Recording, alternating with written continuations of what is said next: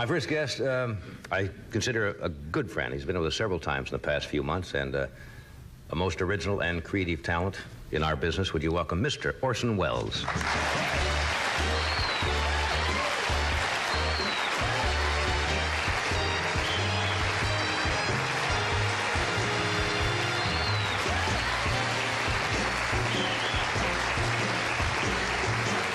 Welcome back. I'm going to tell you something. I thought about it upstairs tonight. The very first time you were booked on this show, I was really kind of scared. I don't know whether you know that or not. I didn't tell you that because I've always been in somewhat awe of you, and I did not know you at the time. But we'd been on the same stage together, and no harm had come to you. That is true. That is no harm. And I was. And then you were on that show the first night, and everything just worked great, and now it's so great to have you here all the time. Well, I was much more scared than you were, believe me. Oh, come on. Oh, no, sure. That I won't buy at all. Well, of course. Of course, anybody's scared to get out in front of the public. I think it's only the people who haven't done it very long aren't scared. Just now, for instance, they said I was waiting behind the multicolored curtain, and one of the fellows back there says, "Well, this must be like old hat to you." You know, because I've been about 4 times on the show, and old hat.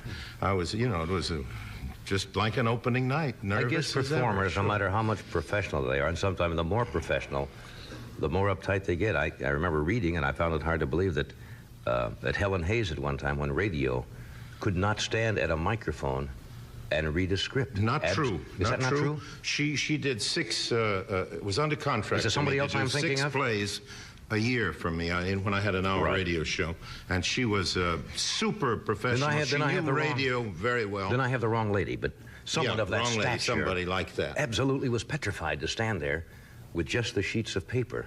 And yeah, a lot of people can't read. You know, reading on radio is another talent. It is. Some people can ad-lib and some people can't. And some people can read a script and make it sound like they're making it up. And other people take a long time. Larry Olivier, for example, is a terrible radio actor. But on stage, then? Well, he needs his 3 or 4 days. His first readings are very mysterious. You think, that's Sir Lawrence, is it, you know? That's unusual. Yes, you see. And I had him on the radio several times. And the first time, we had an old radio actor called Ray Collins who came up to him, said, "Didn't I see you on Big Sister?" That was a soap opera, you know. And he came up to me later, Collins, and says, "This poor fellow doesn't know what he's doing. Maybe we better help him out a little." Laurence Olivier. Yes, that's right. Because he was nervous about reading the words off the page, which is a special thing. I drive home now after the show, and one of the stations out here has been playing a lot of the old radio broadcasts. Suspense and a lot of the original comedy shows and drama shows, the Lux Radio Theater. And you realize what a wonderful medium radio really was when it was done well. Dramatically, it was, I don't think there's any medium better, because it, first of all, it did what television doesn't do. It made people listen and pay attention, because as we are talking, the great majority of our public may well be wandering about the room or up to something else. But on radio, they couldn't follow it at all unless they were really following it. That's true, and the imagination really had to take over. And that's why a lot of things on television they could never do as well. For example, I don't think on a television show they could do a really horror or mystery type of thing as well. No, because your own imagination would do it. Because they can't create those special effects that's in the mind all the time when you hear it. Oh, yes. For great days. I had intended to bring a little magical illusion with me, and I put it in the wrong jacket. No magic tonight? So no magic tonight, and I had also told myself that I would do what Mrs. Temple used to tell Shirley before every take, and I find I'm not doing it. Do you know what she used to say? No. This is really true. Just as they put that slate on, you know, take number 4, whatever it is, Littlest Rebel. She'd say, "Sparkle, Shirley." Sparkle? Sparkle, Shirley. So that's what I told myself behind the curtain. Sparkle, Orson.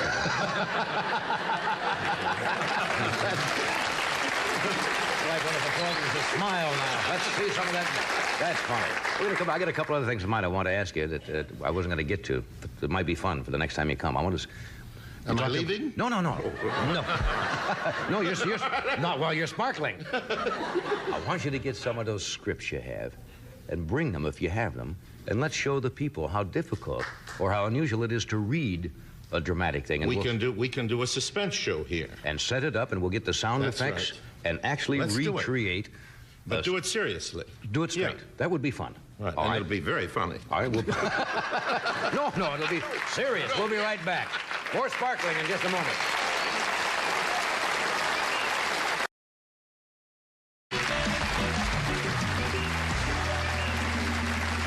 We're back. Orson and I.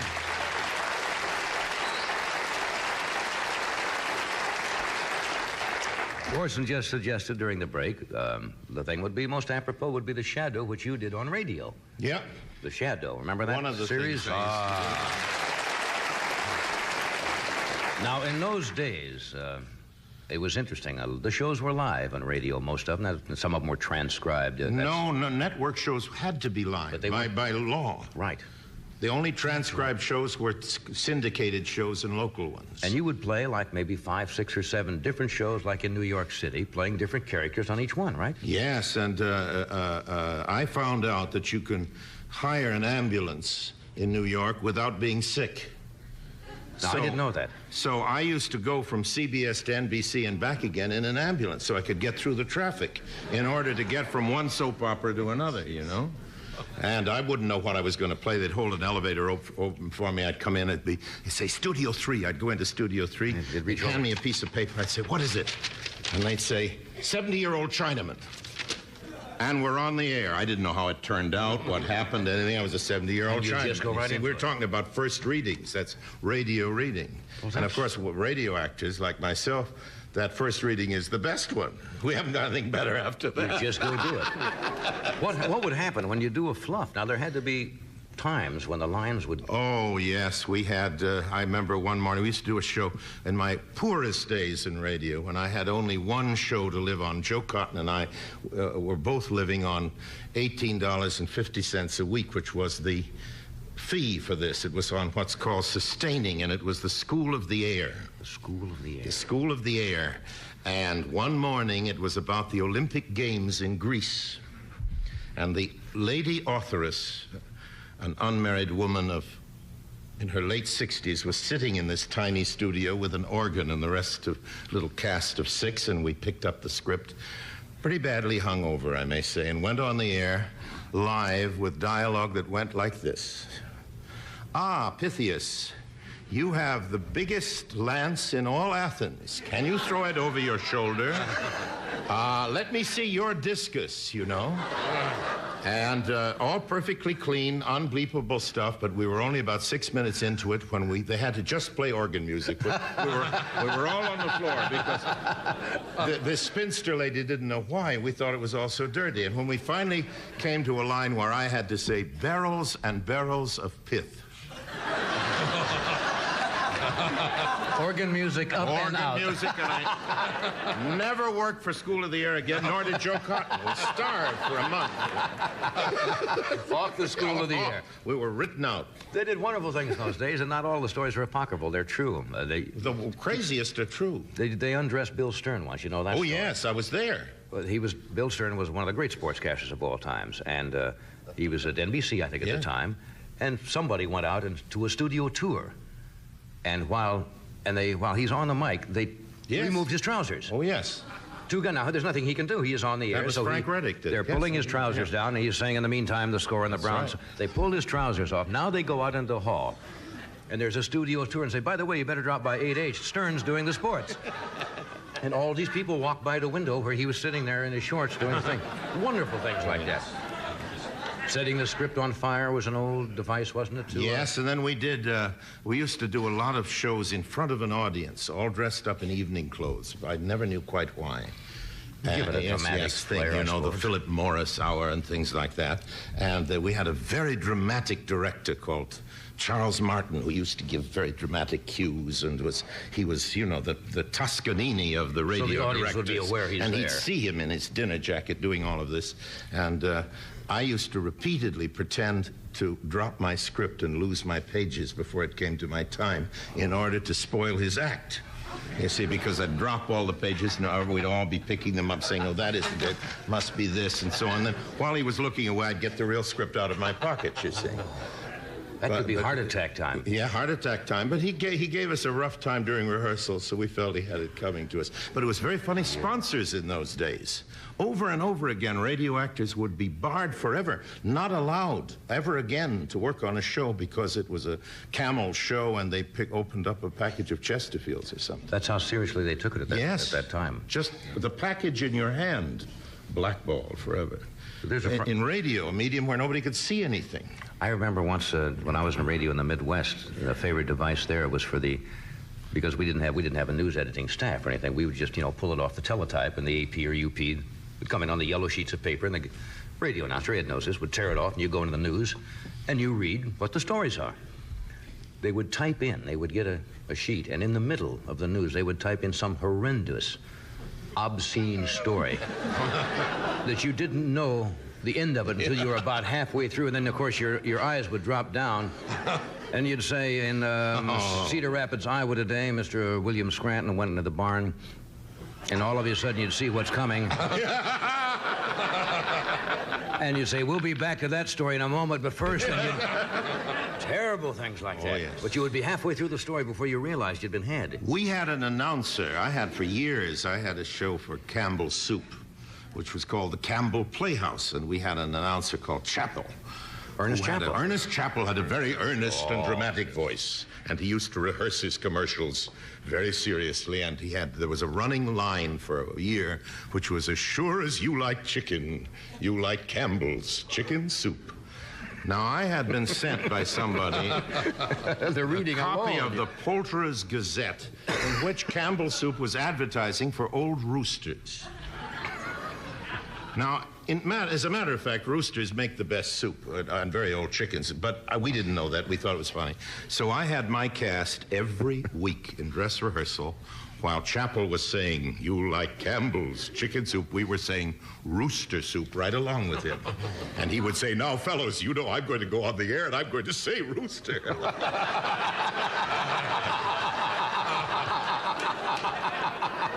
He did. He did.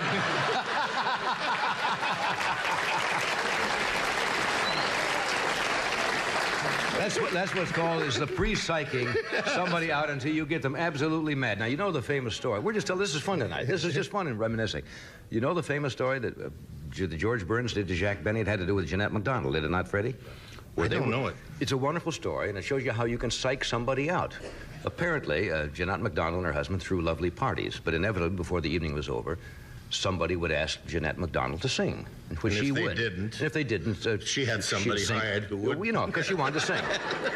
So George used to say to Jack Benny, 3 days before the party, he'd say, Jack, when Jeanette MacDonald gets up to sing at the party, don't laugh. It would be very embarrassing.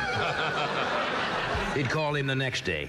Jack, somebody's going to ask Jeanette to sing. I would be very embarrassed if you laughed while she... Sure enough, so they're at the party and somebody says, Jeanette, would you sing a song? And Jack goes right out. It was all over. He was physically unable not to explode with laughter. I know that's true, as it sounds like George for one thing. He was. And Jack also was, you could get him quicker than anybody who ever lived. Was a great patsy for George. Oh, he was one of the only great comedians who really enjoyed other comedians. Right, he did.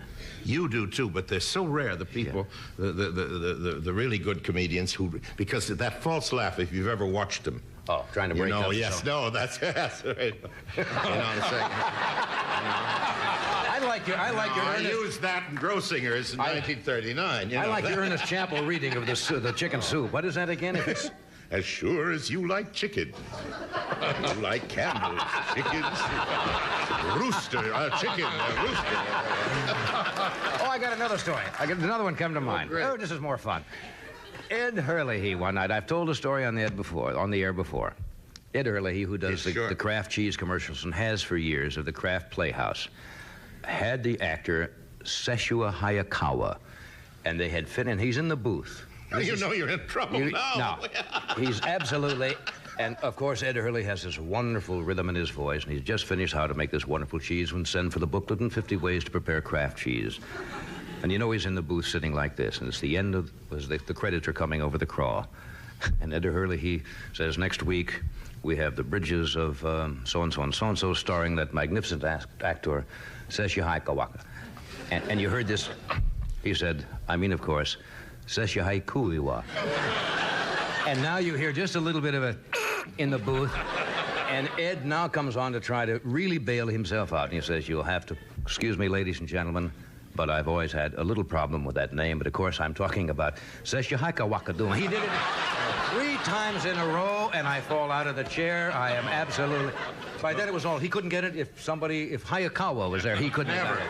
I had a show called The Cornstarch. I was the voice of Cornstarch. Oh, you're putting me on now. I kid you not, and it was one of my first really good jobs because it was 5 days a week, $75 a time. All I had to come in was read a poem while the singing strings of somebody or other played, and I'd read this thing. And I had to write a little thing about the poem before I would read it. It was a 15-minute spot for the housewife at noon. And I had been up about 3 nights without being to sleep for overwork, as you may imagine. And came in one day, and it was a poem they picked for me by Robert Browning, and I couldn't understand what it was about. And I didn't know what to say about it. And I remembered a line from a play that I'd been in, The Barretts of Wimpole Street with Cornell, when she says to Browning, who was a character in the play, what does this poem mean? And he says... kind of a funny line that he really said in life. When this was written, only God and Robert Browning know what it meant. Now only God does. So I thought, I'll say this. The ladies will enjoy it. It's on singing strings. And all the sponsors, and the smaller a show was, the more sponsors would be in a of course, in a room, you know, were gathered. And I said, good morning, ladies and gentlemen. This poem puts me in mind of what the author said originally, that when this was written, only Brob and Grobbit breeding.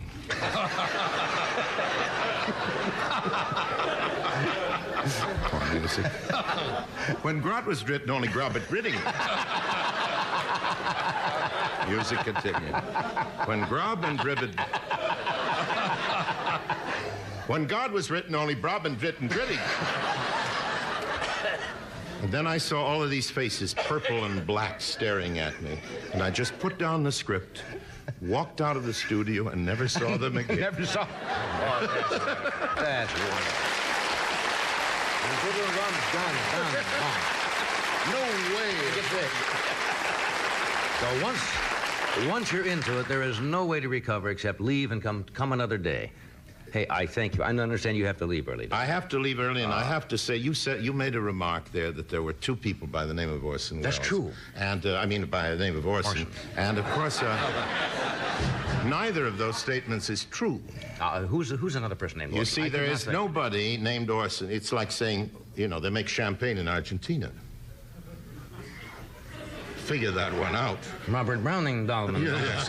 No, there is a deep message in that, because... the very talented fellow, and I wish you weren't, who's following me with this name, Orson Bean, you know, was really born with a very straight name. His name is actually Wilmot Entwistle.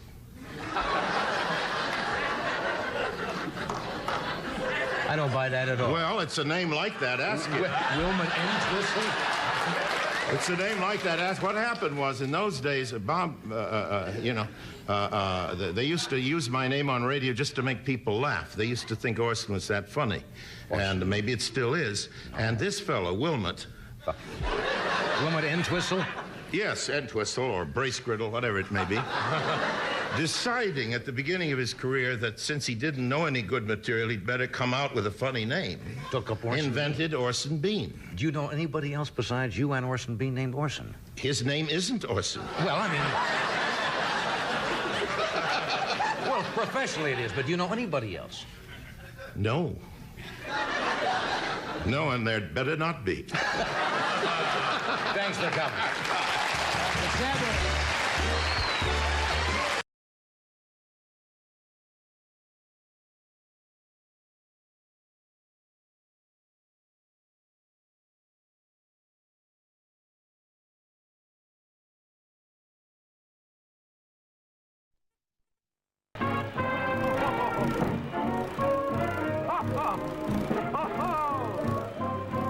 From New York, The Tonight Show, starring Johnny Carson, guests tonight are Hedda Hopper, Sam Levinson, Jack Douglas and Rico, Jonah Jones, Kit Henderson with the NBC Orchestra, and me.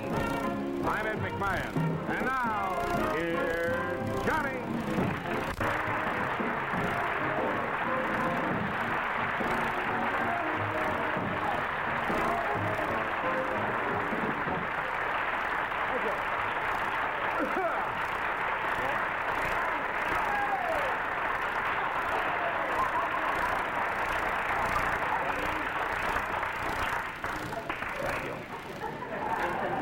And it's nice to be here entertaining.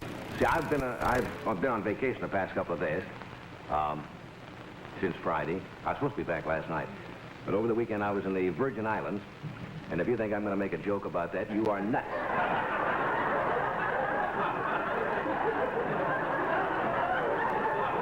You're all making up your own, aren't you? I wouldn't touch that line. But it was love. I'll tell you a little bit about it later. But I want to thank Skitch again and Edward. Thank you very much, guys, for filling in on Friday and Monday. Today's Tuesday, isn't it? Tuesday. But I understand you did great. I didn't get a chance to see it, but I had a telegram today that said, I want to thank you for letting Skitch and Ed fill in on Friday and Monday because it did me a lot of good. Really? Yes, it was from Steve Allen. Oh.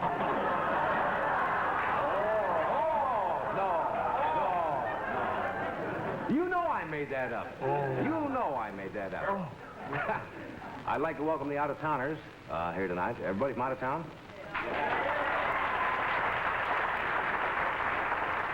Oh, Julie, I see. And also I'd like to welcome the members of the snow removal squad of New York who sneaked in here tonight. What a job that is. What a job that is. Removing snow. You know, last year they spent in New York $14 million to remove snow from the streets of New York. But Mayor Wagner today, our good, Mayor Wagner, he's right on top of things. He came out with a brand new method of getting the snow out of the streets of New York. You know what he did? He challenged New Jersey to a snowball fight. Well, But I understand last night, the commuters, you were locked in. Nobody got home last night. And in New York, it was like an office party with 8 million people. The Weather Bureau today had 3,000 calls from husbands thanking them for the blizzard. Gee, I'd love to come home, dear, but it's right down for a little blast, and I'm sorry I missed it, really. Snow is exciting. It really in New York because it's all right today now. People are moving around as usual. Skitch, I don't understand, almost didn't make the show last night. You were up in Vermont? Yeah. And came back and almost didn't make the show. So we'll have fun tonight. Snow affects people different. You know what I was doing this morning? What were you doing this morning? What? I said, what were you doing? Thank you for asking, sir. You won't believe this, but at 7 o'clock this morning, I was skin diving. Oh. Yes, in the Virgin Islands, St. Croix. Oh. Yeah. And I got on a plane this morning and got, as I said, I was supposed to be here last. I'll tell you more about it. It was a lot of fun. But snow affects people so wildly. A little old lady today, I just read this in the paper. Snow, they drive them, they go, wait. A little old lady walked into the Chase Manhattan. I've been off for a couple of days. Yes, it's Tuesday. Walked in and tried to hold up the Chase Manhattan Bank with a snowball. Really? Yes. She says, I got a snowball. Give me all your fives in a paper bag. Well, the teller panicked and he gave her the money. We got a lot of great people. It's a good night to get back. There's some great people on the show tonight. We have Jack Douglas, Bellevue's most famous outpatient, and his lovely little bride, Rico. She is a doll. Jack is the only husband I know in the country who has his pancakes in the morning stamped made in Japan. He's married to a Japanese girl. I probably should have said that first. He's married to a Japanese, because it didn't mean anything otherwise. We have Miss Hedda Hopper with us from Hollywood, and Hedda, of course, is famous, for these wild hats she has. Beautiful, but a little flaky. I stood out in the hall, with her for about 10 minutes before the show, before I found out I was talking to a potted palm. You don't believe anything I'm telling you, do you? And Jonah Jones is with us tonight, and the boys in the band are overwhelmed. They respect that guy. Not because he's a great trumpet player, because he has a new recipe for bourbon. they've been trying to run down for some time. Clark, I saw a friend of yours. Yeah. You know Vivian Hamilton? You know Vivian? Yeah, that's what I hear. She's the wife of the clarinetist with Duke Ellington. That's right. She said to say hello to you, and I wanted to say hello before I forgot it last night. So, we got a fine show. We'll send up hand warmers a little later.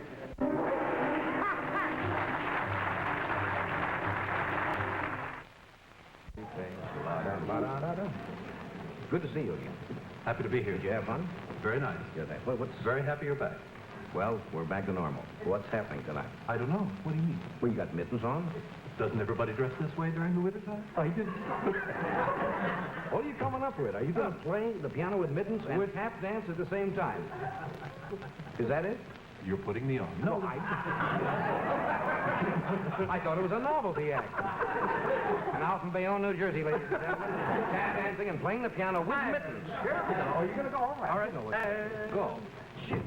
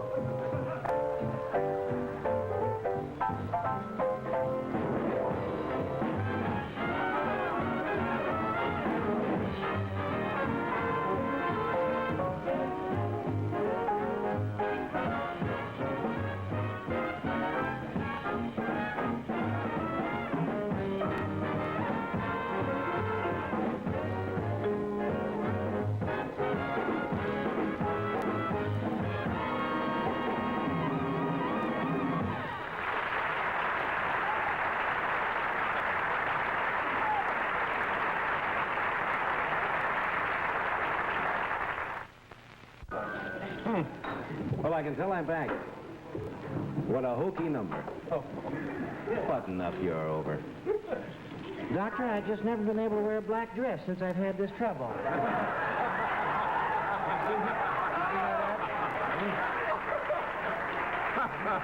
My dear, haven't you heard about Clyde? He'll put it on.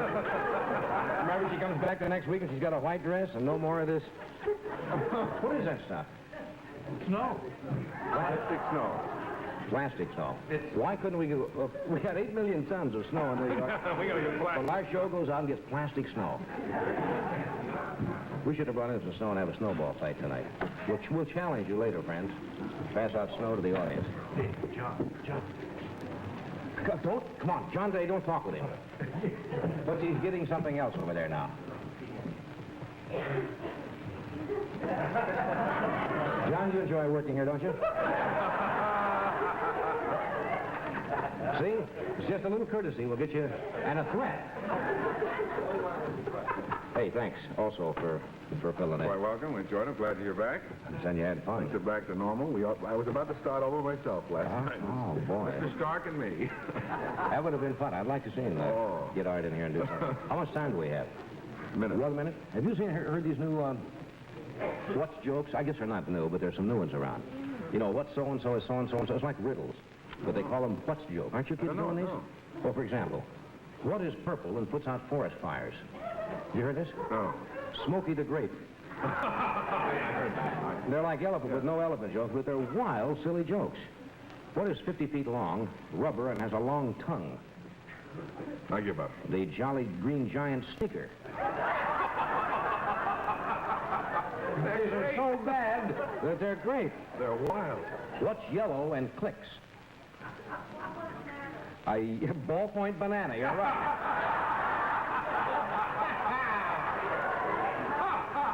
Yo, we must get these late.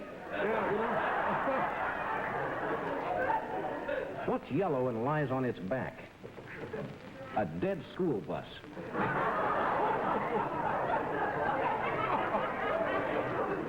Where did these come from? I think the kids made these up. What's Smokey the Bear's middle name? I know that. Yeah. All right. What robs banks, shoots people, and wears lipstick? Billy the Sissy. We'll be right back.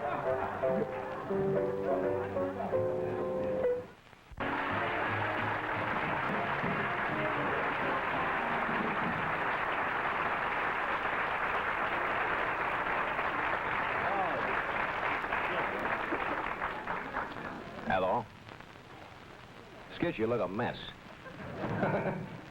Are you ready? Yes. We're going to play Stump the Band. Yeah. So you have some already? All right, we'll start from the front and work our way back. Does anybody have any more of those silly what jokes that we haven't heard? What's purple and conquered the world? Alexander the Great. The great. Alexander the Grape. You have to come easy with me tonight. You have a Stumpy or do you have a Stumpy? All right, you want to stand up? If you don't mind. Who are you? Nora Nevis, Where are you from? Manhattan. Manhattan. You get Riverside Drive? All right. You want me to write that down or something? Or maybe you're holding open house or something. You got a tough one? Well, I don't think Skitch heard this one. He's, a little before his time, maybe. Well, let's try it. Skitch goes back quite a ways. It goes back to Macy's, I think, the 15th, don't you? No, I don't know how. It's an old joke, but it's the first thing I thought of. A little country song. Is that the name of it? No, the name of it is Did You? Did you? Did you? Did you? Yeah. Hey, don't. Did you reveal exactly how you feel? Did you? I knew you were going to do that, too. I just knew. No. Yes. How about did you? That's it. No. You're flaky as ever. How does that go? I'm not familiar with that either. Did you ever hear of anybody dying from kissing? Did you? Oh, I'm nervous. It sounds like it gets pretty racy. Hang on. Did you ever hear of anybody dying from kissing? Did you? Now I've often heard a pretty maiden sighing from missing a kiss or two. So if you get a kiss, don't begin to think. You may think a kiss is gonna kill you, but it ain't. Yeah! Very good.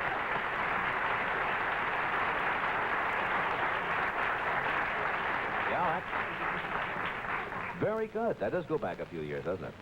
There's a wonderful show in town called Beyond the Fringe at the Golden Theater. Have you seen it? Well, you have 2 tickets. Well, thank you. You want to stand up? Hi, who are you? Jan Greeley Where are you from, Jan? from Wisconsin. What are you doing in New York? I'm a student in New York now. Where you go to school? Where at? At the Latin American Institute, taking the secretarial course. You're taking a Lingual. Lingual. Oh, good. All right, that's enough of that. What's the number? Chicken dinner. Chicken dinner? Chicken dinner. Is this a new song? No, it's quite old. An old chicken dinner. It's called Chicken Dinner. They won't know this. No, we really don't know that song. Well, you caught us all by surprise by not knowing it. Ed was trying to get us to sing Fry Me in the Pan. Fry me in a pan. I don't think so. How does that go, Jan? When you have chicken dinner, don't forget to wash those bones. When you have chicken dinner, I don't know anymore. I'll accept that.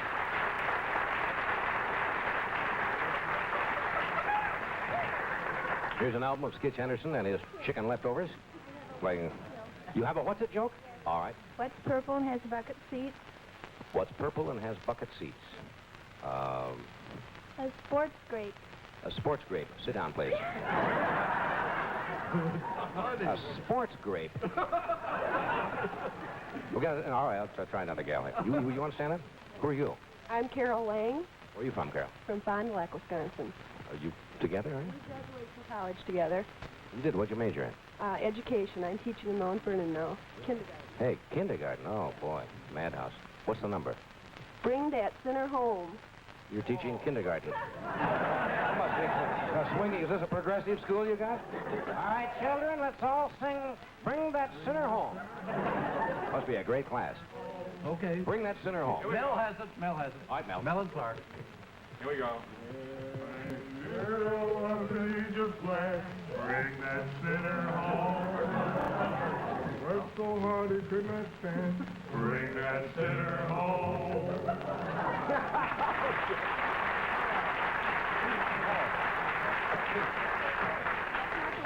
That's not the one you were thinking of. Well, it's just as well. I don't want to think of that either. How does yours go? Bring That Sinner Home. Mine goes, Gabriel done say to the Lord, there am one sinner left.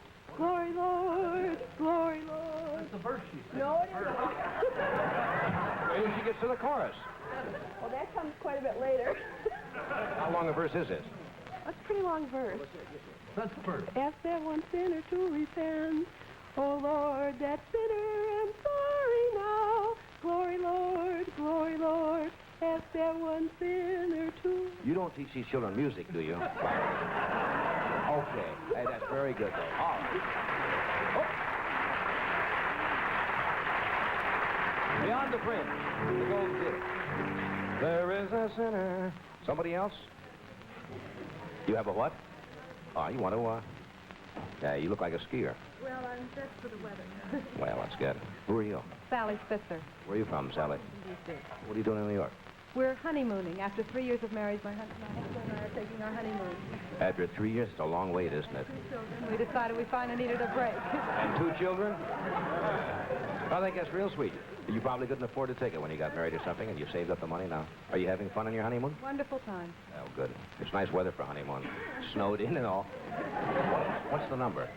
Auntie Skinner's chicken dinner. Another chick? So I said I have another chicken dinner. Auntie Skinner's chicken dinner. Yes, we know with the line here. Auntie Skinner. No.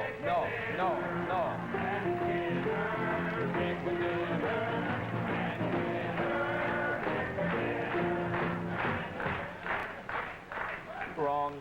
They seem to think that's not it. That's not it, huh? The flip side, in case he wants to know, is the little old Ford that rambled right along. Maybe he knows that one. What? The little old Ford that is on the flip side. It's a collector's item. As soon as we find the collector, we'll get it. There's only one person who collected that, and I think you're it. How does that go? Which one, Auntie? Well, I don't know. I don't even care now. I'll take either one. Come along to Auntie Skinner's chicken dinner. Da-da-da-da-da-da-da-da. I don't know the rest of the words. Come along to Auntie Skinner. What is that? Kind of a song is that? Well, that's for you. And have a happy second honeymoon. Or is this a first honeymoon? Well, first one. Do I have to do something here? Come along to Auntie Skinner. Hold on. Whenever our next guest is in town, playing at New York's one of New York's most popular supper club, the Embers, we ask him to stop by and bring a little of his music, and he's with us tonight, and he swings. Mr. Jonah Jones.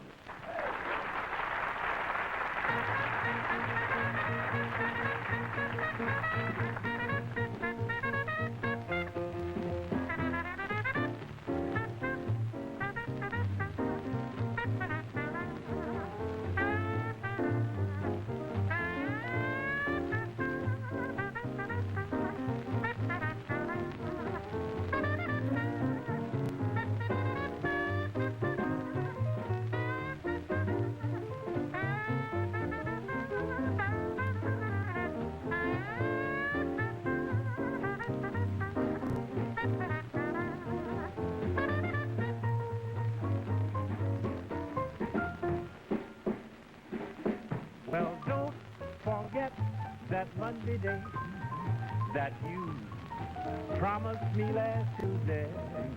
I have found a cozy place where we can meet at noonday. I'll be waiting, no hesitating, 'cause I found a place just for mating. Yes, Mama, don't forget that Monday day that you promised me last Tuesday.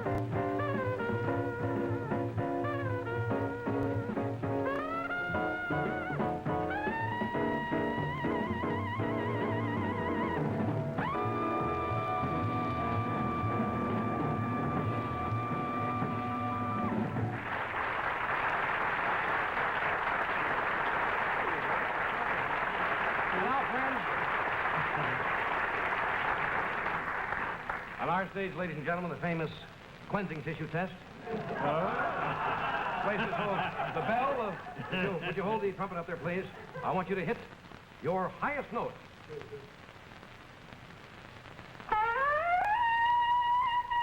you are. You see that? I knew it was a fix. Don't thank you, Dad.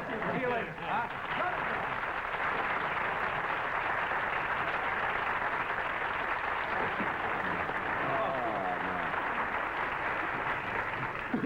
That's great. John, they'll be back later in the show and do another slug for us here. Already? Nothing has changed, right? Nothing. Right back into rank commercialism. Well, it's not that rank. No. We're very happy with it. Very nice We commercialism. want to thank the Rank Company for making it possible. I forgot to mention 11:30. I thank the early stations, but I want to thank you and Skitch for filling in on Friday and Monday. Last night, thank you. Because I saw both of you, and you really do some wonderful work. And I think you're a lot of trouble, yes. I was down the Virgin Islands at St. Croix, which is one of the Virgin Islands. I had never been there. And she is delightful down there. And to come back to this is such a change. I was out there this morning at about 7 o'clock on the beach, and we got a plane at noon. It's only 3 hours. And gee, it's nice down there. Just get away from it. Seems like you're gone for 2 weeks. But we were a place called Grapetree Bay down there. And you know why it's named Grapetree Bay? Because right there on the bay, there's a grape tree. One grape tree, you know. Well, they can't call it an avocado. It's delightful. They have little houses and cottages and a lot of fun. But my vacation started out as a comedy of errors. You know, I don't get away on the show much, and none of us do, for a few days at a time. So I got on the plane Friday, my wife and I, Joanne, and started off to the Virgin Islands. And I'm sitting on the plane, and I thought I had a little eyelash or something in my eye. And all the way there, I'm like this. You know, you feel, and I tried all the little tricks you're supposed to do by rolling it up, you know, and rinsing it out. And you're still like this. And it really started to irritate me. So we landed, we went to St. Croix. And finally, I didn't know what to do. It was really bugging me. And so the guy at the hotel called a doctor. And luckily, they had an ophthalmologist on the island, a regular eye doctor. And he came over and he said, you have a piece of metal. First time in 38 years, I found out quite a few people have had this happen. It was a little piece of rust from some kind of metal embedded in the eyeball. Gee. And I had to go in, and this guy, you know, they anesthetize the thing, and then they come in with little instruments, and you do all of this. And so for instance, from Friday till Sunday afternoon at 4 o'clock, I didn't see. They had he said, the only way you can get rid of this, I mean, is because it was irritated so badly after they took it out, was to blindfold me. So I had complete rest. So I sat down there from Saturday till Sunday afternoon at 4 and didn't see a thing. And I'd say, how's the weather? She'd say, beautiful. I'm coming into breakfast, you know, and I can hear the surf. And oh, it was wild.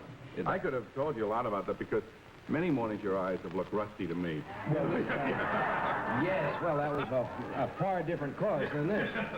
But luckily it turned out all right. The eye is a very, very delicate... Look, you know, it's still a little... well, the lights here are... It's still a little light sensitive, so if I blink a little tonight, I don't think I'm flirting or anything. But all right. Luckily he was a good doctor. He got it out. But what a way to start a vacation for 2 days. But I did get some skin diving in, and it was nice. And I got my back burned. You know, I have to come back with a little sunburn. But it's a nice place down there. But they're really coming thick and fast, aren't they? Now I want to welcome the Thick and Fast Company. I'm going to introduce Jack Douglas, and Jack is always a little tough to introduce. I'll give you an idea of the kind of guy Jack Douglas is. First of all, he's a fine writer, comedy writer. This is a column he had in one of the papers. I don't even know what it's from. And here's the opening line. This morning while I was getting ready for bed, I suddenly started thinking of the old days on Staten Island where I was born. I started to wonder whatever happened to those people. You know, my mother and father. That's one line at random. And here's another line. He's talking, he just rambles, he's talking about everything. And he says, while I think of it, don't send any more money to the Navajo Indians. They're not buying sheep at all. They're buying arms. Last week we lost 3 Greyhound buses in Arizona and 2 in Utah. The poor passengers thought it was a rest stop until they all wound up looking like Yul Brynner. You see? He has, so he's trying to stamp out the Indians once and for all. He has books like My Brother Was an Only Child, Never Trust a Naked Bus Driver, A Funny Thing Happened to Me on the Way to the Grave, his autobiography, a strange sense of humor, as you will find out. Meet Jack Douglas. Jack?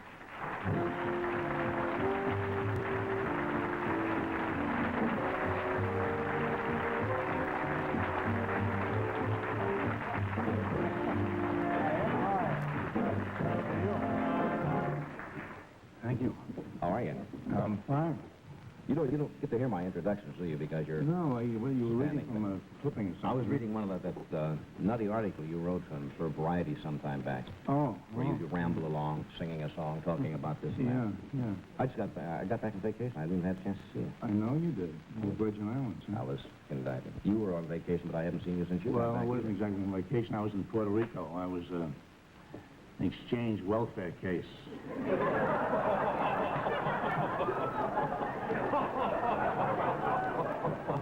Really?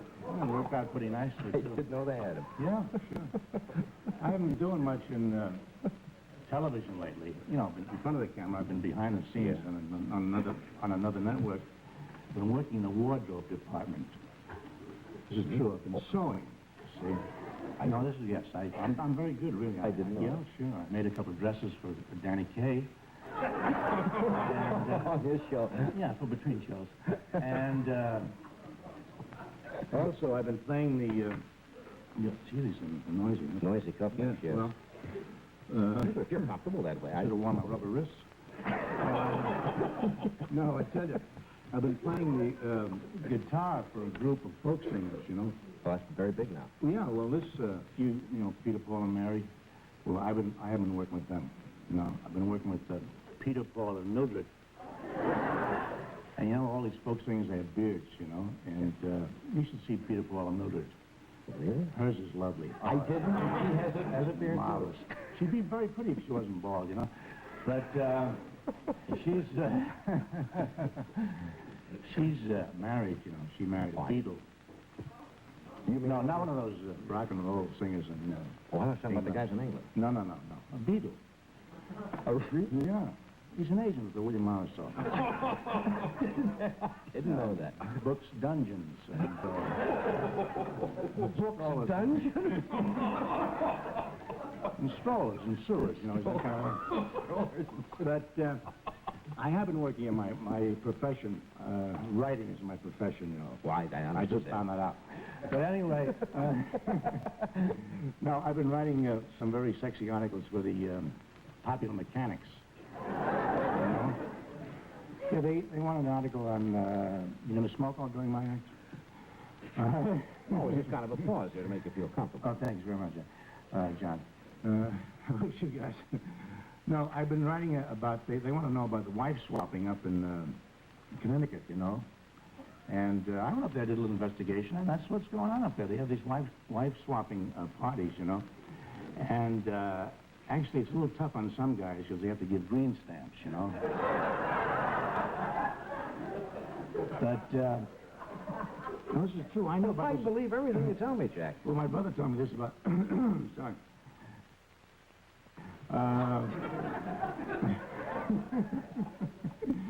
My brother told me about this a long time ago. He was in New Haven, you know. He graduated from Yale this last spring.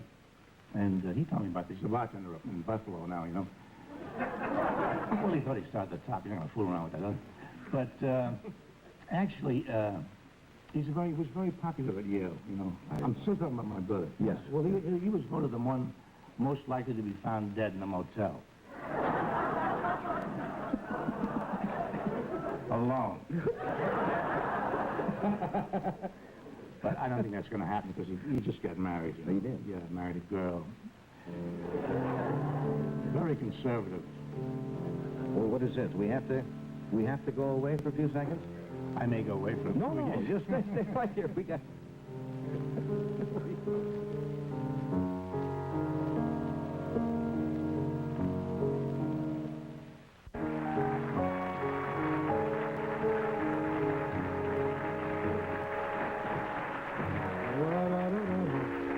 Welcome back. We just had a snowball fight. We're talking with Jack Douglas, who's on loan to us for this evening. What do you mean by that? You've quieted down a lot since I first met you. When you were out there, and you weren't married, and now you married Reiko, and you've got a 2-year-old boy now? 2 years old, yes. He used to do the nuttiest, wildest, insane things, but you kind of mellowed a little bit. Like what? Well, when you had that home out in Northridge, remember the house you built in Northridge? And he put a sign out in front, or a couple of blocks down the way. It only had one road. It said Northridge Lion Farm. Beware. Now, you know, that's not normal. Oh, I want to keep property values down. You keep them down. I did, yeah. Then didn't you build a house that had no door? I mean, you had to leave the house to get to any other room? Yeah, that was after a fire. He had a fire once, and so he figured, you know... They're all stapled together, all these little houses. So he built a house. It was all a lot of little houses, but to get to the bedroom, to the kitchen, you had to go outside the house. Every room had a door. It was built on the plan of a powder magazine. If one goes, the rest don't go, you know? That's true. What happened to the house? Well, the first house burned down, and the second house is now a state park. It is. But, you can go by there. They're walking around in straitjackets, you know? Waving with their chins. You know, they can't put them in. Do you do any of those nutty things anymore? I don't do anything. I never did anything crazy. That's just a big legend that's been built up. I'm a legend in my time, and it's killed my business entirely. You were telling us about your brother. Do you really have a brother, or do you make all this stuff up? No, I don't make up a brother. No, I got a brother. You have a brother? Yeah, I have a brother, and he just got married, is what I was trying to say, and he married this lovely girl. Good. She used to be a bunny. Oh. Not in a club, in a hutch.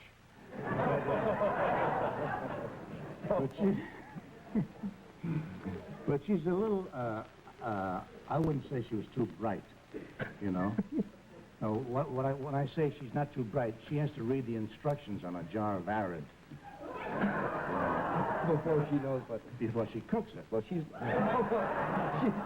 not too bright. Yeah, well, you know, those spreads they give at cocktail parties, you know. You give you a jar of arid and a piece of... Melba toast or something. Melba toast. What's other stuff? Zwieback. Chips. Zwieback. I miss Zwieback for years. Ever sure really? No, they've got the opium-flavored Zwieback now. Keeps your child quiet for hours.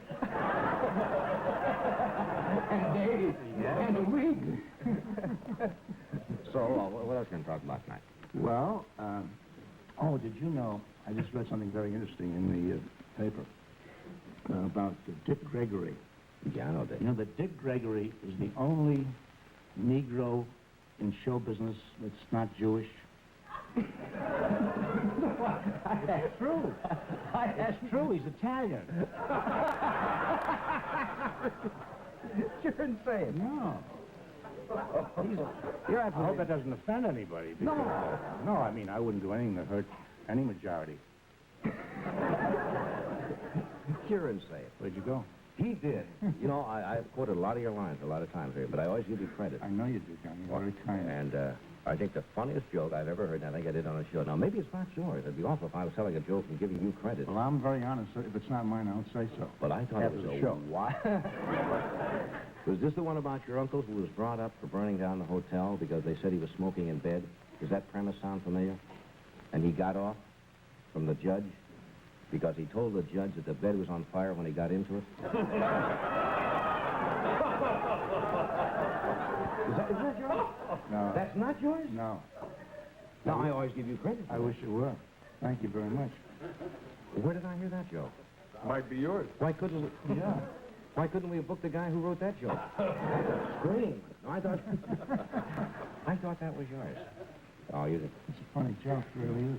You just finished a book, didn't you? I finished a book called The Adventures of Huckleberry Hashimoto. Your son? It's about our son, yeah. Somebody called him Huckleberry Hashimoto. His name was Bobby, but... Is it Huckleberry Hashimoto? You're not going to let that boy grow up with that, are you now? No. We call him Bobby. Will he ever live that down? No, if the kids find out that he was called Huckleberry Hashimoto, you know. Well, I don't know. Maybe the book won't be so popular. Did you just finish it? Was it funny? Oh, it's very funny. Yeah, it really is. It's all about a trip we took, you know. Yeah, you got back from Japan. To What asked you about Japan, that? Tahiti, Honolulu.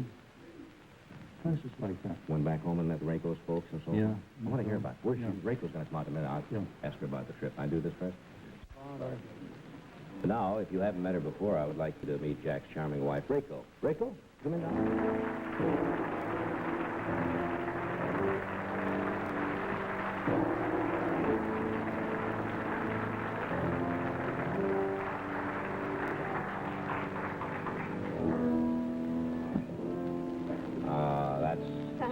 Somebody's dead. Sounds like what? Somebody's dead? Is that what they play at funerals? Oh, a little Japanese funeral They music? don't play that at funerals at all in Japan. They play Goodbye, Mama, I'm off to Yokohama. Sure they do. I didn't know that. Big song at funerals over there. J. Fred Coots wrote it. Did he really? Sure he Goodbye, did. Mama, I'm off to Yokohama. Yeah. Oh, he's a famous songwriter. He could have He's a written. very famous songwriter. So how are you? Fine, thank you. You look lovely. Thank you. I never know how you're going to be dressed when you come out. Some nights you wear a Western dress, and then sometimes you wear the Oh, yeah, I was typical. sometimes lazy, so I wear Western. You're American. lazy if you wear American? Yeah, I think so lazy. I should wear Japanese clothes always. Does that take you longer, you mean, to get Yes, dressed? about half an hour, so. An hour? Yes, Do you do it by yourself? yes. Jack doesn't, No, all I really know is that in the back, that's an obi. Obi, yes. That's all I really know, but it is lovely. Is that a new? Did you buy that on your recent trip? No, this old one. On the old trip? Yes. I don't have a chance. No, I mean, not old trip. I It's don't an old dress. Yeah, old dress, yes. This time I don't have a chance to buy dress. You don't? No. Why not? He's not interested to go out in Japan, you know. He's so complaining about so hot. But New York is hot too, huh? But like a same kind of weather. And he said, like a South Africa. Saying like a South Africa. It was like South Africa. in Yeah, Japan. he said. That I don't think, I think same New York. Yeah. Where'd you go on this trip? You went all over. Where did you go on this trip? We went to Tahiti first.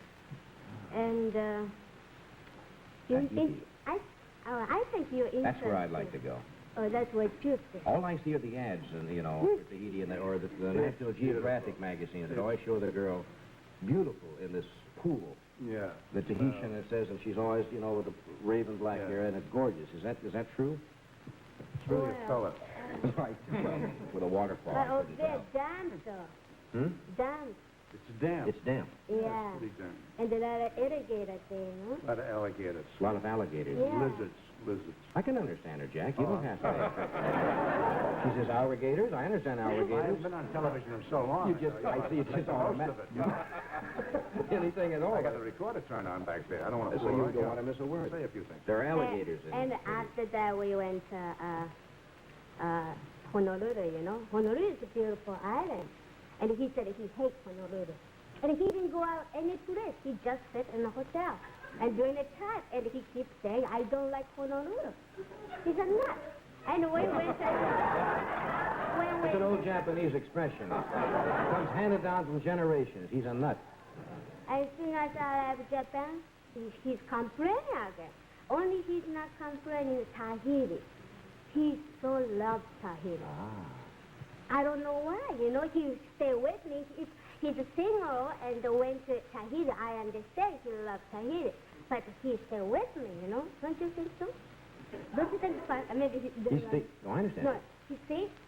If he'd have been there alone. All right, if he'd been alone, he loves Tahiti. That I understand. But he take with me and he loves Tahiti. That I don't understand that. Well, he's in you love can love with a you. mountain and a girl at the same time, you know.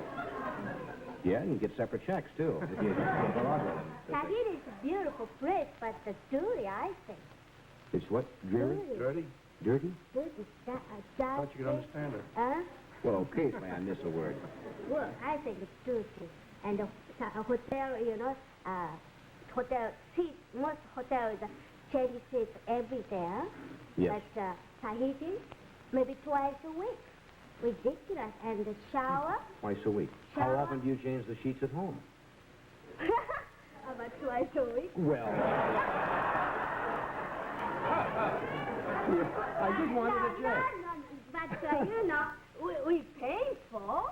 What? We pay hotel, and we expect, you know, Clean sheet. change the seat every day. And they didn't. No, and sometime shower, no come hot water.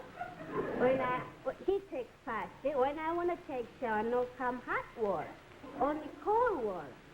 And the toilet, and no water come out, sometimes stuck. They had the plumbing mixed up. They had the plumbing mixed up? Hooked up wrong, yes. That he loves that. No, the bathtub flushed and the toilet didn't. Well, those are the hazards you accept when you travel. I love Tahiti. I was there with Bly. Yeah, I think men love We put him in the Tahiti. boat, remember? What? Men love Tahiti, but I don't think women. What? I was with you. Well, I wasn't messing around with the Vahinis or anything like that. Would you let him go to Tahiti alone? Oh, sure. I don't care.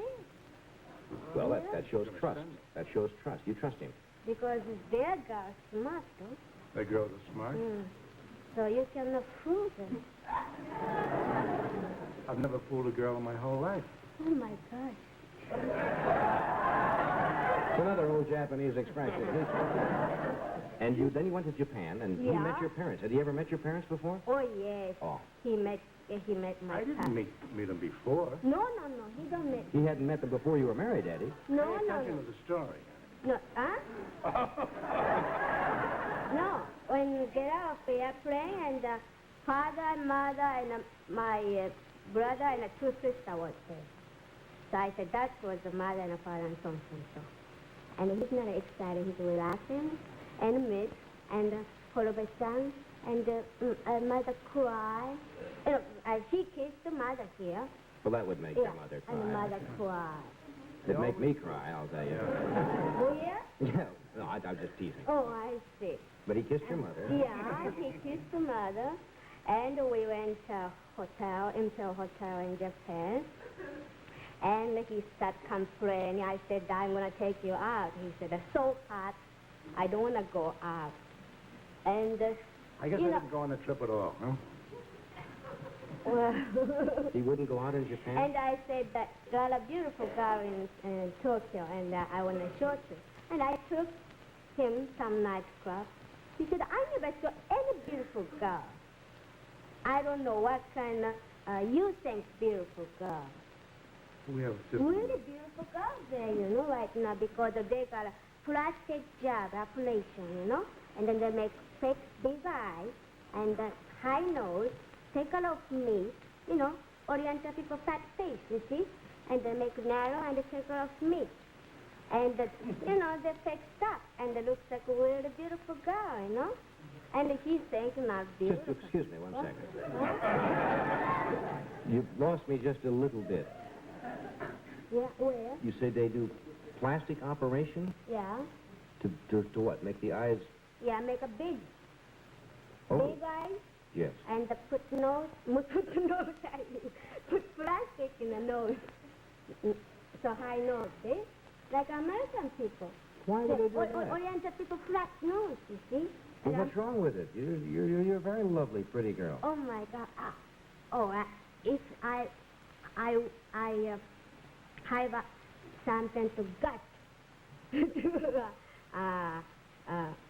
fix nose like I go. If you... But I don't have a gut. You don't have a gut? Well, that's another operation. They give you a plastic gut. You can have that done too, I understand, yes. Get the whole works, you know, they can take out your plumbing and put in anything. Anyway, and you can get parts too. Oh, yes. They get to do-it-yourself kit too. So I told him, you know, when you come to Japan, you better take a look wrinkle, you know? And he said, well, I have to take off the wrinkle. You wanted him to take off the wrinkles? Wrinkles, sure. I think it looks better, don't you think? If you get old, you know, when people get old, want more and more younger. So why not? Would they fix his wrinkles? Yeah, sure. They'd move them and put them up there. Wherever you need a wrinkle, they'll put it. Maybe they can put them on your knees, and you know, to go to the beach, you'd be murdered. No, I don't think he should have his wrinkles taken out. He's worked he's had a long, tough life to get those wrinkles. I had the same wrinkles when I was 14 years old. Jack probably looked like that when he was 14.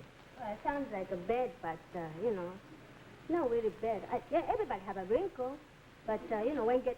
He's overdoing it. No, I'm saying that when people get, the wrinkle come, if have, feel like a dream, better to take a lot of wrinkle, I think. Oh, I don't know. No? No. No? Here's a delightful man who, everybody loves him no matter where he appears, and lately he's achieved new dramatic success, doing dramatic roles on television commercials. Would you welcome, please, Mr. Sam Levinson?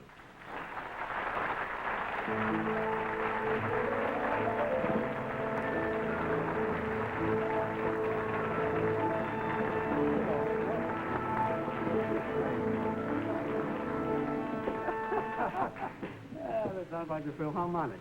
The maestro is at the podium. Those of you who didn't see the show last time Sam was here, he took out the violin and went over and played with...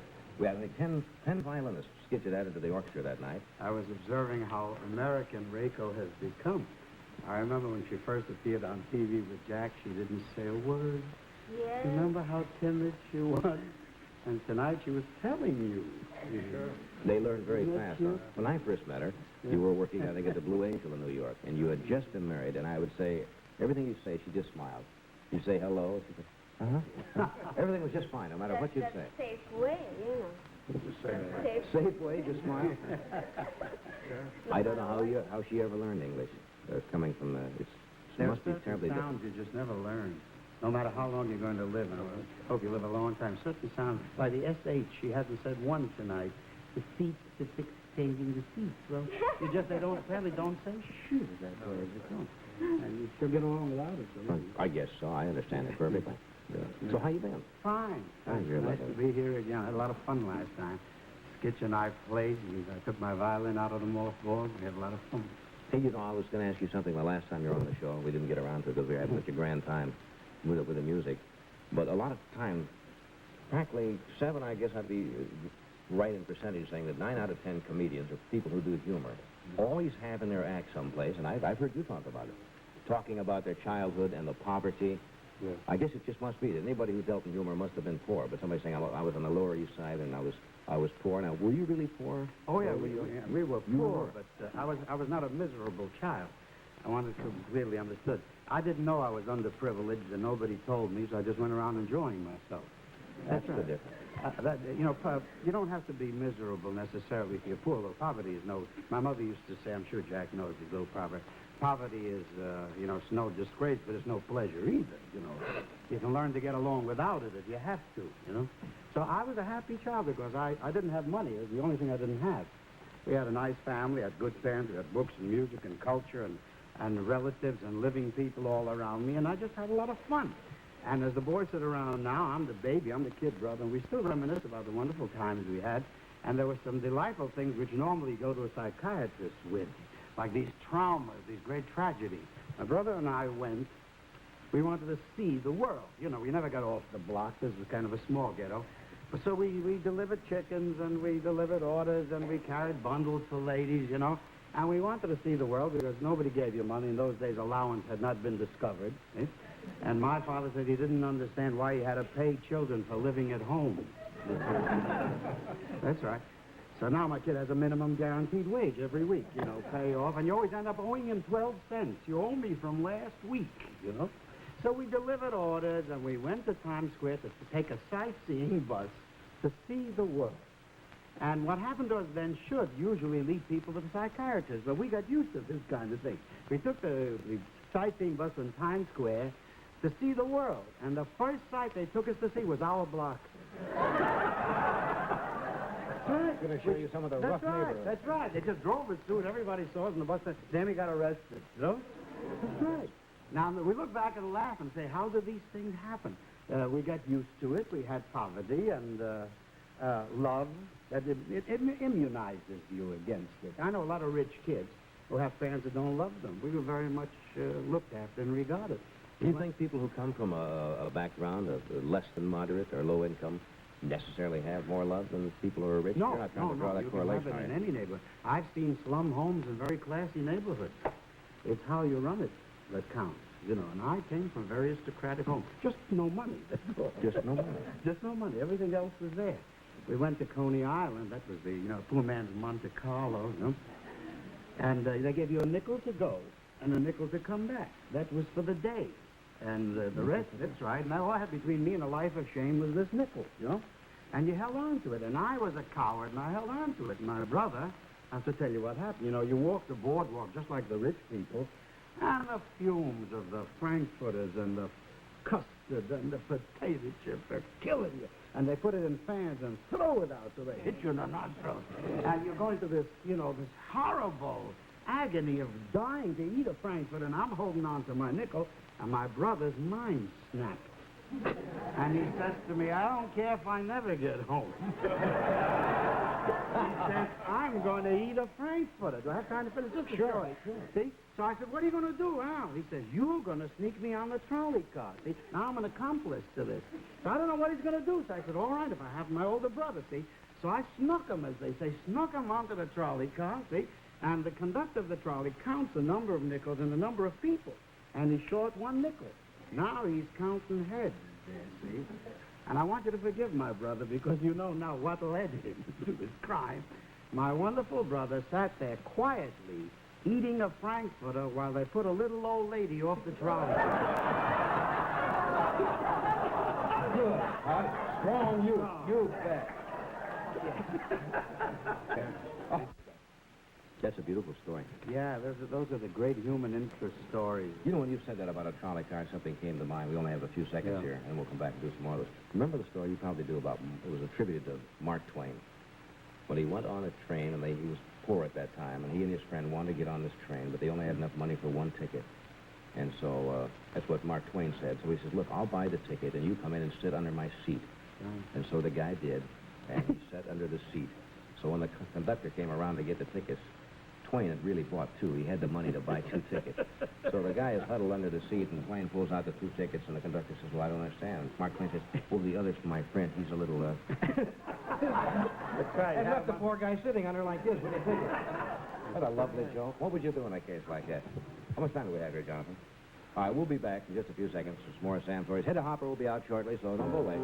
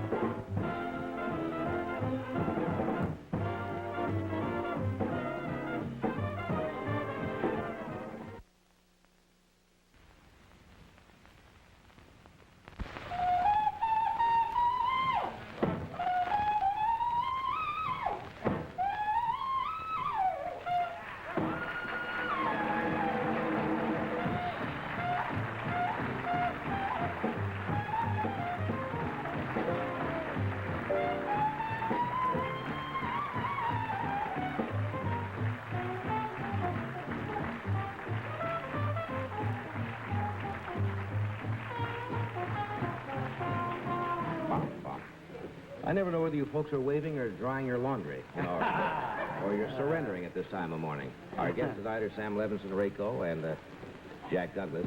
Sam, every place you go, and I even asked you about it during the commercial break here, one story you do that everybody loves, and it's not strange, but people like to hear something they have heard, is that story about the chicken business. Well, this is the classic in each family. You know, when you get together, you remember that day or that night. As I mentioned here, we never went hungry. My mother had one of those magic pots. You remember those kind of housewives? Not a pressure cooker. My mother was not interested in cremating chickens. She had time, and she used to cook slowly. She had a magic pot. No matter how many people dropped in, stick in her hand, and out came chicken legs. Chicken legs, chicken legs. No chicken, just chicken legs, chicken legs. Somewhere there were chickens walking around without legs because my mother had all the chicken legs here. Well, disaster struck. See? She got caught once. You know, Uncle Louie, Aunt Lena, and the 8 kids happened to be in the neighborhood coming through Connecticut or something. And she sees this mob come in, and she's got 8 of her own. So she calls an emergency meeting in the dark bedroom. That's the one with the window, you know? And she says to us, children, you may have lived through this. She says, children, do me a favor. Say you don't like chicken. See? Now, I understood. You know, we didn't have to draw diagrams for it. If you ever say to York, he said, give up your lamb chops to him, he says, who's him? No? He's an uncle. I'm a child. Who comes first? You know, they know their rights. You see, the American kid with the Bill of Rights and the diaper, and he stands there. He's got a 4-year-old lawyer who's advising him, you know. See? So I sat there, you know. I don't like chicken, I don't like it. I sat there, the whole gang was, while the invaders ate our food, see? And they offered me chicken. I say, I don't like chicken. I hate chicken. I never eat chicken. And I'm going out now, and the saliva's running out of my ears, down my collar. I hate chicken. I never eat chicken. Well, I paid the price. I cooperated. I was a good kid. When we got around to the dessert, Mama pulled a trick for which the psychiatrist would have her arrested today. She gets up in cold blood and says, now, she says, all the children who refuse to eat chicken don't get any dessert.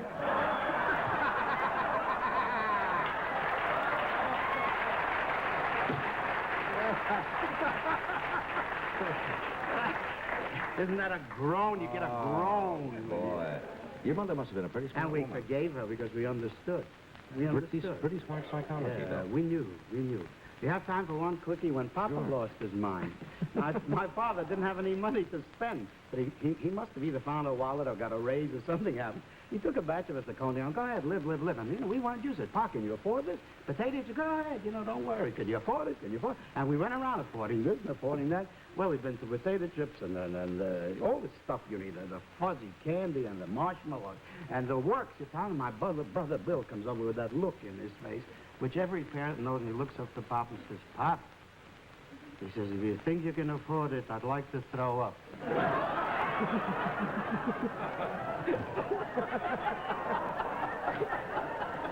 But you had to ask first if you can afford it. That's right, because you don't throw the stuff away. What a family. Not at those prices. Not at those prices. You know, often on the show, an MC will say our next guest needs no introduction and then proceed to do about 19 minutes introducing him or her. In this case, I don't think I need it. Would you welcome, please, Miss Hedda Hopper.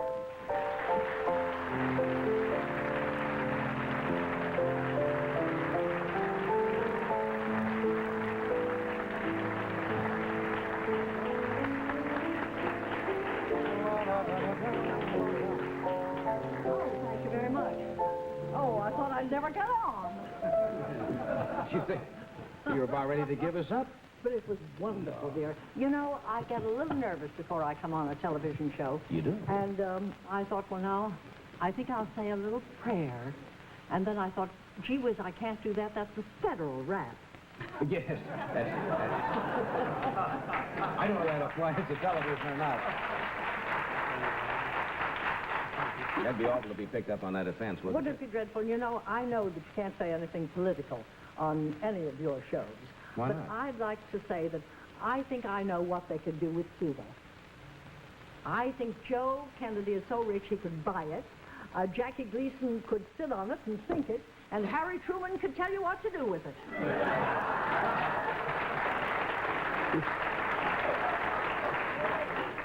We'll probably have a cable from Cuba tomorrow and want equal time on that, but maybe that would be fun. Hey, it's nice to see you again. I missed one of your wild hats, so I talked about your hats earlier, and now you come out with a flower. Well, darling, this is a Mr. Kenneth creation. It is. And he said after he finished doing it, he said, have you any flowers around this joint?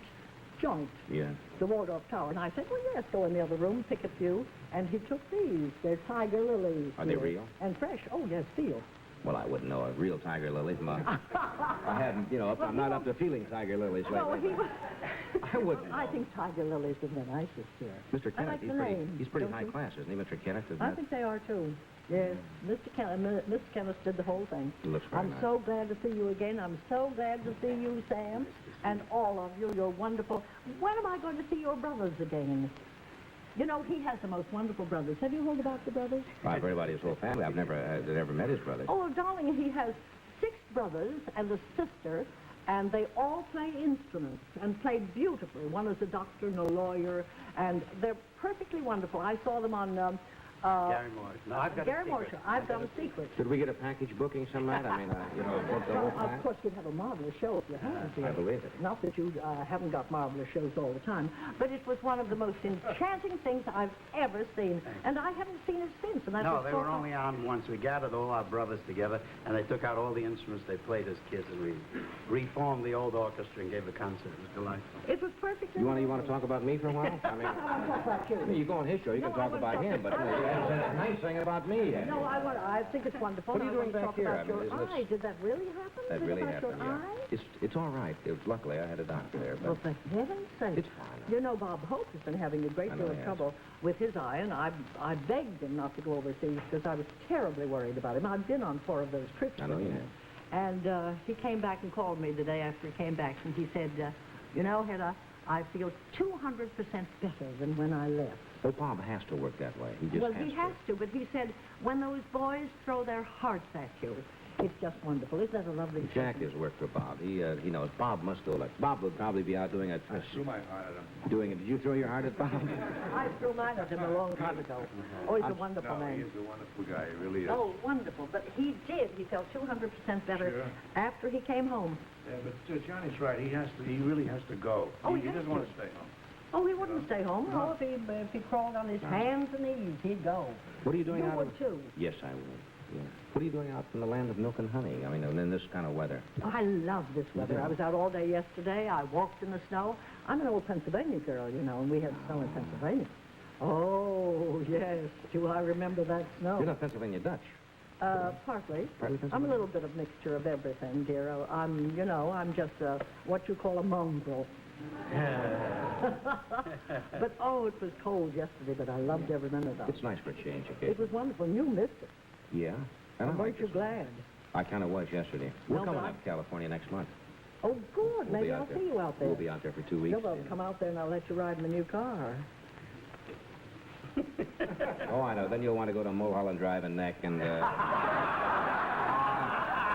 You accept a ride from these Hollywood girls, and before you know it, you're out on Sepulveda Boulevard. You know up there. I'll take you up there. Take me around. You see, I have young blood, but it's in an old container. But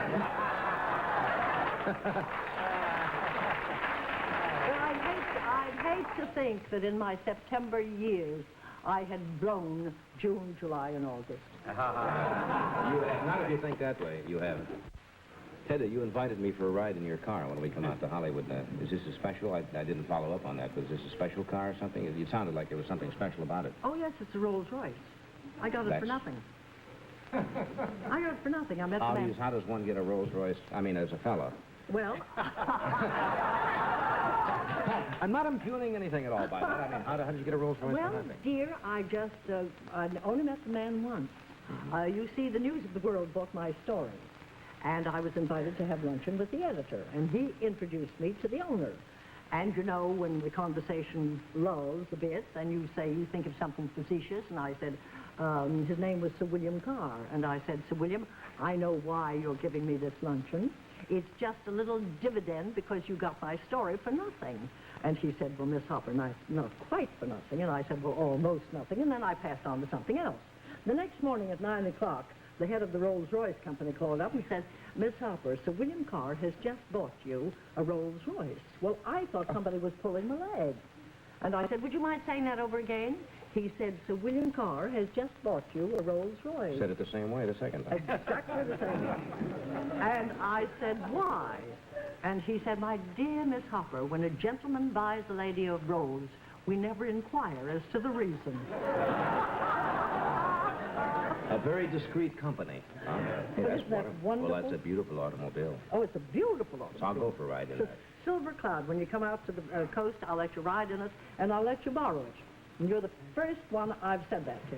Now, you said that coast to coast. Now, when I call you and say this Johnny Carson, yes, you can have it. You can have it. Don't give me that wrong number business. No. I get a lot of those out in Hollywood, you know. When I call girls for the S. Which Hopper? Which Hopper did you want? I'm sorry, she's not here. Well, they might think you're calling my son, too. I have a handsome son, you know. Good actor, too. Yeah, I think so, too. William Hopper is a fine actor. He's on the Perry Mason show. He plays the... They're beginning their 8th year. What? That's right. Well, Perry Mason gets credit. Her son is out doing all the legwork. That's Bill Hopper. And I've got a granddaughter, wonderful granddaughter. I couldn't believe this. You have a granddaughter? She's 16. She's an honor student at Santa Clara College. She's the youngest girl in the college. She's perfectly divine. I'll introduce you to her, and then you'll never speak to her grandmother again. Well, 16 is a little young, and, you know. Not for you, Johnny. I've seen you take on younger. You see, it's an old saying, like the grandmother, like the granddaughter. You're talking about your story. This is a book, The Whole Truth and Nothing But. And it's the innermost secrets of Hollywood and so forth and so on, right? Yes. Is this really the inside story of what goes on out there? It really is. It's the inside story, and it's sold over 100,000 copies, and now it's gone into paperback. Yeah. How do you get all your information now? Do you have people that they call you, and do they... Oh, I do my own leg work. I can still walk, you know. Oh, I know that. I don't have most people have a leg man, but I don't have a leg man. I just call them up, and I trick them into saying things, and they're very nice, and I have a lot of friends out there. Well, people call you sometimes even before, you know, if they're going to have a baby. I mean, sometimes the woman will call you before they even tell the husband. That's right. Well, you know, they used to call Miss Parsons, you know. Llewellyn and I haven't always been the greatest friends in the world. I've heard that, yes. Yes. We've had feuds once in a while. And when she heard that I was writing a book, she called me. She hadn't called me for a long time. She said, Hedda, I understand you're writing a book. What's it called? And I said, The Whole Truth and Nothing But. And she said, oh, dear, that's what I'm afraid of. And then I said, well, how do you feel? She hadn't been feeling very well, and I felt very sorry for her. And she said, oh, I feel awful. I think I'm going to die. And I said, oh, don't be silly. You'll outlive us all. And she said, yes, I think I'm going to die. And then there was a long pause, and she said, Hedda, wouldn't it be wonderful if we died together? I hardly know whether that's a compliment or not. She said, well, the family plan again. We could have the most beautiful funeral in the world. And I said, well, you die in your time and I'll die on mine. But you both have pretty remarkable careers. I don't know. Well, you see, she was very well established before I ever got in on this racket. I didn't know what a tough racket it was when I got into it. I thought it was going to be, you know, simple. I'd never written anything but a letter in my life, can't spell, and still can't spell. And people said, well, you must have had a wonderful education to be able to write a column. I never got to high school. You didn't? No, never made it. But I made the column. Yeah, you sure did. Hey, weren't you once called the most feared woman in Hollywood?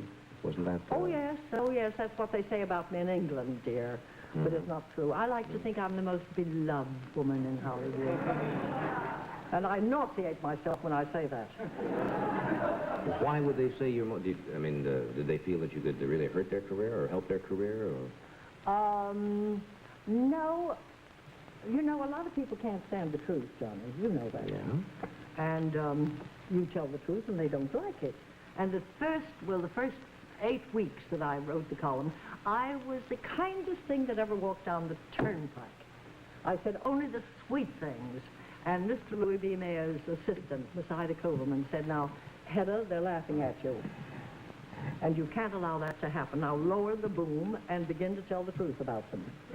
And I did, and the telephone never stopped ringing, and they said, well, how can you say a thing like that? I said, because it's true. Yes, but you were my friend. I said, yes, put that in the past tense. If you want me to print something about you, you give me a good story. Otherwise, I'll tell what I know, because that's what I have to do. So how do you find these things out? That's what I'm interested in. You know? Well, I'm a snooper at heart. I mean, you don't go around peering in windows. I mean, No, Hollywood or anything I like don't that. know. That No, type of- you see, I know all this. And I've been there for so long that I know them all. They trust me, mostly. Of course, the young ones don't know me, so I get on better with the young ones. Well, can you fill us in? Have you got anything, you know, that's coming up? A lot of people like to know what's going on out there, and I don't follow too close, you know. Oh, well, have you noticed the titles of our pictures lately? Some of them. Well, you see, there's Pillow Talk, Not Tonight, Henry, Who's Sleeping in My Bed, Move Over, Darling. Sometimes I wonder if the producers are producing the pictures of the Murphy Bed people. You know, what do you think about all that? This emphasis or partial sex bedroom drama that they play with so-called emphasis on comedy, but with those kind of titles and... Well, I think it's too bad because I think you can have clean comedies without that, and you don't have to put a sexy title on it. I don't know. I think I'm so bored with pictures of sin, sadism, and all of that. I like wonderful pictures. Now, the most wonderful picture this year is Tom Jones. Have you seen it? I have, and it's excellent. I've seen it 3 times. I think it's going to sweep the board at Oscar time. It is a funny, funny picture. Oh, it's and yet, terrible. within that picture, it is not sexy per se. No. But there's a lot of, let us say, hanky-panky going on. Oh, it's a little stronger than hanky-panky. Yeah. The way in which it is handled so honestly and so out in the open that they're not sneaking about it and trying to be coy about it. It's lusty, and it's back in, I guess, 17th century England. Oh, yes. And this is the way they live, and they play it honestly, and it's amusing, and at the same time, it's a lusty thing, but it's not that little, aren't we being cute? No. In the bedroom type of stuff, you know, and they drop these little jokes, and everybody snickers and says, isn't that cute? That stuff I don't go for, but this is a great picture. And that Albert Finney I was is a just sorry fine I actor. wasn't born in that century, dear. I was kind of hoping, yes.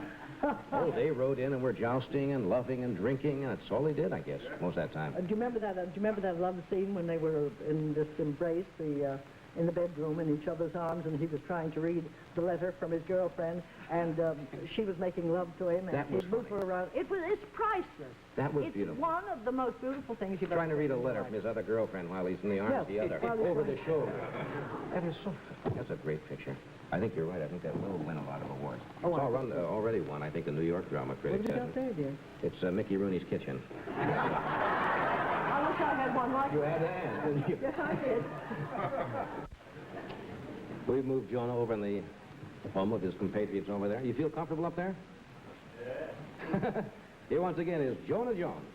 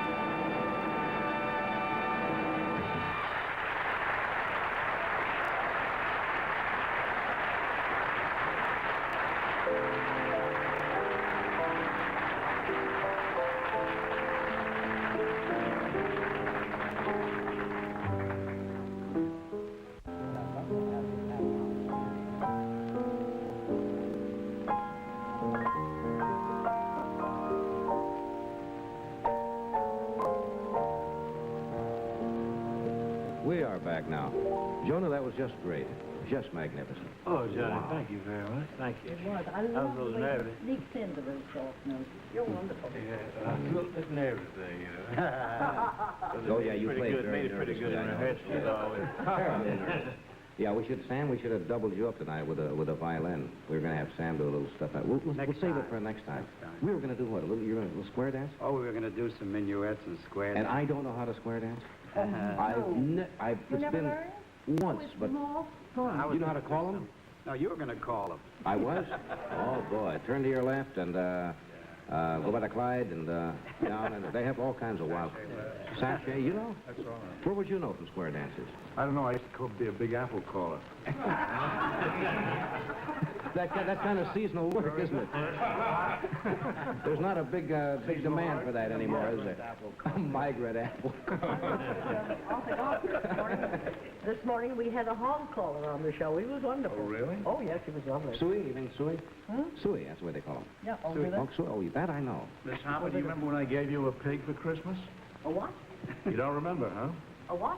I gave you a little pig for Christmas once. Long, long time ago in Hollywood. live pig? A live pig, and you don't remember. Is that the one that went up to I don't know where Mary it went. Pickford's house because he liked his... Probably, yes. I heard the some pig stories liked about her it. food and the garbage can better than mine? That's the one. You remember? I suppose it's not easy to remember when you get a lot of pigs for Christmas, which one, which one you sent. You know, you have to go through them. Well, in Hollywood we call them hams. Hams. Sam will be out in Cincinnati the 25th this month, Sam. So watch for Sam. Eddie, thank you. We'll see you out on the coast next month, I hope. Yeah. For a little ride in the car? Yeah. I sure will. Thank you, Rayco. Jack? Already it's over? Yeah. That's a compliment. Can you say that? This program was recorded earlier this evening.